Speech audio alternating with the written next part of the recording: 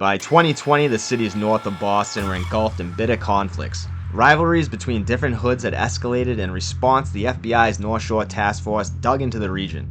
They began building massive federal investigations into the area's street organizations, which resulted in some of the biggest RICO cases in the North Shore's history. In today's video, we'll discuss one such feud that formed out of this chaos and played out in the music scene and on the streets. What's up, everybody? Welcome back. First off, thank you everyone that watched last week's video. It's gotten more than 100,000 views in its first week, so thank you guys so much. I'm very grateful for that. Today's video originally was supposed to be about two specific hoods beefing with each other, but upon further research and talking to people involved, I realized that this story is connected to the greater north of Boston street politics.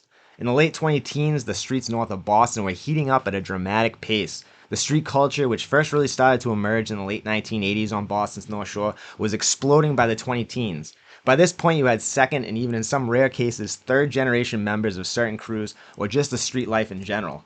Lynn, Massachusetts is the epicenter for this culture on the North Shore, but these groups are in almost every single community in the area, especially in Chelsea, East Boston, Everett, Cambridge, Somerville, Salem, Peabody, and Malden. By the late 20-teens, the streets were in chaos with multiple beefs flaring up all over the area. Not only was there violence taking place, but all the while Vincent Fats Caruso and his mother were supplying a large part of the New England region's pressed market. Fats happened to be a member of the feared crew LCG from Lynn, who along with TRG were in a full-scale conflict with the Patrias, aka the Trinitarios. The feds allege that Fats was using his proceeds to help fund the beef, and authorities say he sold multiple weapon enhancers to different crews as well. Sometime in the turmoil of 2017, which was an incredibly violent year in Lynn's history, the infamous beef began between LCG, TRG, and the Patrias, which still to this day I believe is ongoing. Please, anyone that can help me with details about this feud, hit me up on Facebook or Instagram. And if you're on Instagram, just go ahead and follow me. It ain't gonna hurt you. It's J_Trimmins. I'll put a link in the description if I can figure that out. Not only was a bitter conflict unfolding in Lynn, but in next door Chelsea, ESMG was battling with Maverick from East Boston. There were also notorious Central American organizations who were battling on the streets of Chelsea, Eastie, Lynn, Everett, etc. Not to mention Cambridge's Port 44 projects have been beefing with Somerville's Mystic MP45 projects. This beef was over a decade old, but the newer generation had added some gas onto the already simmering feud. While I was researching for the video about Operation Street Sweeper, I could tell that a lot of these things going on north of Boston were all kind of connected in some way. Whether it was because the money that was involved in the press market or perhaps many of the members were using themselves, violence began to rise dramatically in the 20-teens. It seemed like the younger generation was quicker to solve problems with violence, and situations that didn't have to become deadly escalated rather quickly. Some hoods that were cool with each other soon turned into enemies. Also, the drill culture influenced this younger generation to make songs disrespecting other hoods' dead homies. This, of course, increases the intensity of the beefs and the level of tit-for-tat violence. During this time period, a rap group is really beginning to pick up traction on Boston's North Shore. ENTL, Epic Nation, the label, was a collection of various North Shore rappers who all had their own street affiliations as well. Shizzy, who created ENTL, was originally from Providence, Rhode Island, and claimed Red. He had family connections to rapper Kush Mullah, who is 4300, which stands for 43 Dow Street in the Point neighborhood of Salem. This is where a lot of their videos were filmed, was kind of a home base for the group, even though they were very connected throughout the North Shore, especially in Lynn. The rapper Chispa, formerly of ENTL, is also from Salem. I've heard a couple different street affiliations he has, and I wanted to clarify them in an interview that we had set up, but Chispa straight up blew me off. So I don't know, I've heard he was rolling 60, but he also wears red in most of the videos. I really couldn't tell you. And then there's K-Money, who before they started making music, K-Money was already touching real paper trapping. It's alleged that K-Money used these connections to help the North Shore FBI task force in their ongoing investigations after Operation Street Sweeper. One particular investigation that K-Money allegedly assisted the feds with culminated in the largest seizure in Lynn, Mass's history, and it also involved the infamous organization La Familia. I'm probably going to do something about it in the future, guys, just to let you know. But by the early 2020s, ENTL was really creating a buzz on the streets. Their videos were touching over 100,000 views, and they were making songs with popular artists like 7891 Cal and G Nipsey. It was almost like some sort of movement. ENTL was popping, Fats was stacking his chips, all the while the violence on the North Shore was exploding. By the year 2022, ENTL was at the height of their rap success. Fats was making upwards to millions of illicit dollars from his operation. I just want to point this out real quick. If you haven't watched my Operation Street Sweeper video, Fats was just friends with these guys. Upon talking to him directly, he claims he was never the money man for ENTL like the media portrayed him. They were just cool, personal friends, and they did some business together. By 2022, ENTL was popping and the money was rolling in. They were doing well enough that they rented what they described as a mini mansion in Methuen, Mass., a city right next to Lawrence and Haverhill. This place was basically a big party house, and it was outside of the hut zone on the North Shore where the beef was in full effect. The beef with the Trinitarios had spread from Lynn into Salem and Peabody as well. Kush Muller made a song with Young C, who was LCG, dissing the Trinitarios called Green Guys. The house in Methuen was just to celebrate the success of ENTL, with lavish parties usually full of party substances and females.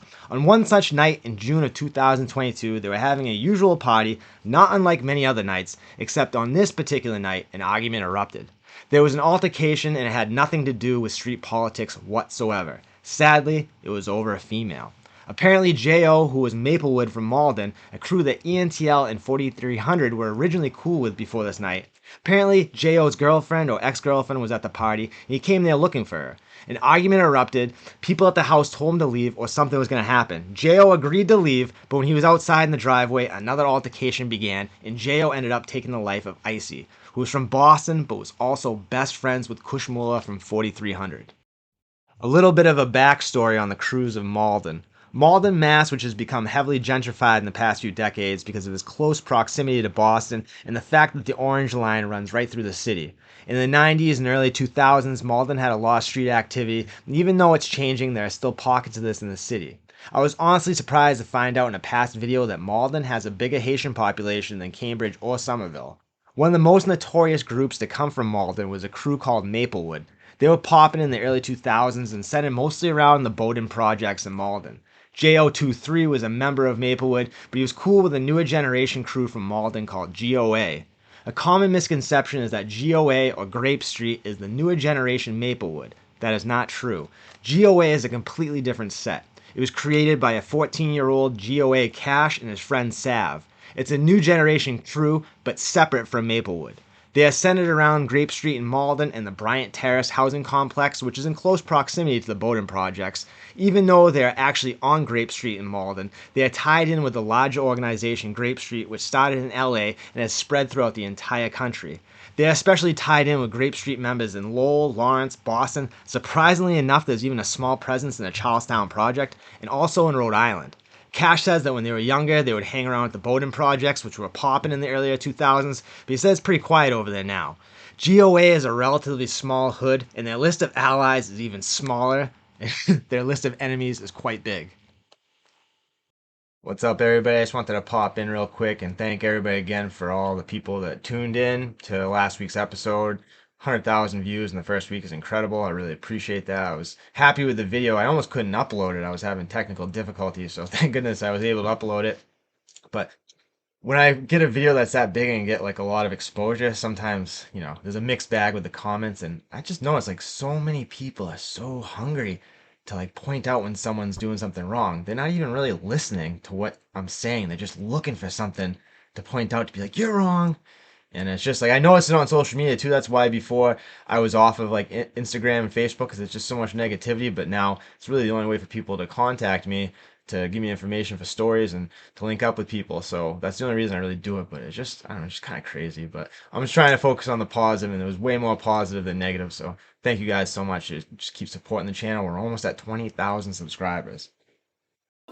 GOA, whose only real allies seem to be other Grape St sets and also a crew called RDG, have a serious list of enemies. One of their most hated rivals is the feared crew ESMG out of Chelsea, Mass.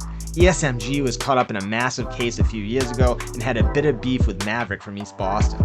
From what I'm told, GOA members blame ESMG for the death of a young man named Jaden that they said had absolutely no street ties whatsoever. He was just an ordinary teenage citizen. This caused GOA to despise ESMG. Then apparently rappers from the Mystic Projects, aka MP45, dissed Jaden in a song which caused rapper GOA Cash to respond via music mocking MP45's dead. Nothing really had happened on the street between these two groups. It was more or less a drill beef that turned into an actual street beef. GOA also has smoke with a younger generation subset of MP45 called BDG. If you look them up on YouTube, rapper BDG Driz has some good music. They also beef with the Florence crew out of next door Everett, but I guess the real smoke right now is between GOA and a group from Villa Ave in Everett. GOA refer to themselves also as the Scabby Squad. Besides GOA Cash, there's rappers Ja and Von Swish that represent the crew. You can go ahead and listen to their music and try to understand the situation a little bit better for yourself. Back to the situation in Methuen. On June 10th, 2022, around 2:40 a.m., Methuen PD showed up to the ENTL's party house to find Malcolm Dorsey, aka Icy, deceased. They questioned partygoers but did not make any arrests. Then, less than 24 hours after Icy died, JO23 would be unalived in the Roxbury neighborhood of Boston. Apparently 4300 in Salem and 4200 in Boston are aligned, and in memory of Icy they now refer to themselves as 4342 Ice Blockers. It's alleged that JO23 was unalived by Icy's blood brother Siobhan Dorsey on Rockland Street in Roxbury. He is currently awaiting trial for the crime. When he or whoever the perpetrator was fled the scene, they dropped a sweatshirt containing the weapon and a cell phone. The weapon had Dorsey's fingerprints on it, and the cell phone contained pictures of him as well.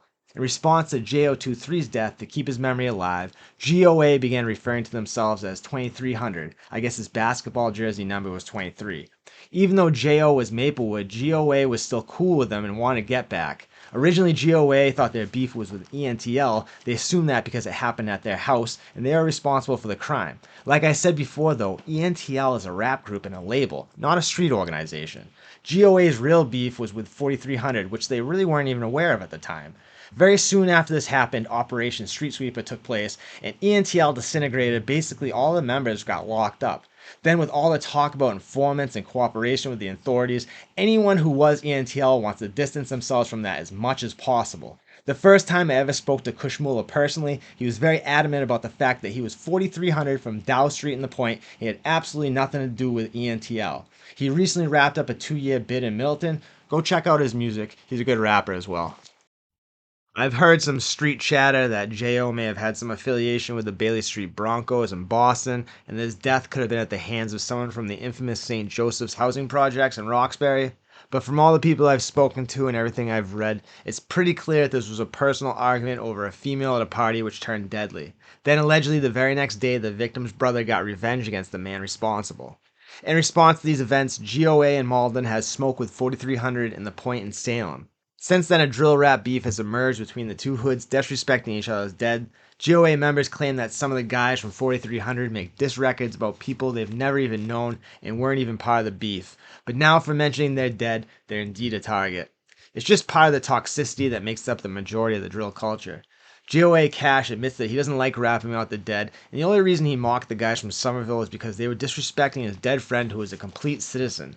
He acknowledges that this kind of rap is basically the same as self-snitching, explaining specific details of crimes that the authorities can and will use against you. Obviously, as a 41-year-old father of 2, I would hope that these guys can put the weapons down and focus on their music careers or just something legitimate. The streets are a dead end, and taking another life isn't going to bring back the one you miss so dearly. Easy for me to say, I guess, considering my life is the polar opposite to the way these guys are living. Well, I hope you guys enjoyed this quick video. I want to put together something small for you guys from this period of chaos during what they'll probably refer to in the future as the Operation Street Sweeper era. The more I research and talk to people that were involved, the more incredible stories I discover. There was so much going on during this time period that no one really talks about on the internet, and the actual media just kind of brushed over it. I feel like a lot of you guys out there are very interested in these stories as well. Let me know in the comments what you think. I'm still putting together a massive story about the Lynn conflict between LCG, TRG, and the Trinitarios. Plus, I want to do videos about MP45, Port 44, ESMG vs. Maverick, and the GDs vs. the Trinitarios in Haverhill, Methuen, Lawrence, etc. If you can help in any way, shape, or form, hit me up via Facebook or Instagram. By the way, just go ahead and follow me on Instagram if you're on it. I tease upcoming projects there. I just became active again on social media a few months ago. We're also going to start doing hood vlogs / street interviews so the viewers at home can actually see what the hoods I'm talking about in my videos are like in real life. I think you guys will enjoy that type of content, so please, if you want to be in a video, hit me up on social media. That's one of the only reasons I really have them. Thank you for my anonymous friend who helped me with this video and many others. Thanks to GOA Cash and his homies for talking to me. Go support their music, GOA Cash, Ja, and Von Swish. Also, a very special thank you to Kush Mula for taking the time to talk to me and help me get my information correct for this video. Go support his music as well. Kush is a talented rapper and he just got home from a 2-year sentence in Middleton with a clean name, so go support him. So again, I hope this video was entertaining and at least somewhat informative. I'm not trying to glorify this lifestyle at all. If anything, I'm trying to persuade young people from getting involved in it. But I do think it's important to accurately document these things. It's a reality of Massachusetts that a lot of people would rather overlook as long as it's not in their zip code. A lot of adolescents get caught up in this culture, and their life's trajectory will be forever changed because of it. Prayers and condolences to the young men that lost their lives in the events I discussed in this video. R.I.P. Icy, prayers to your family and friends. R.I.P. J.O., prayers to your family and friends as well.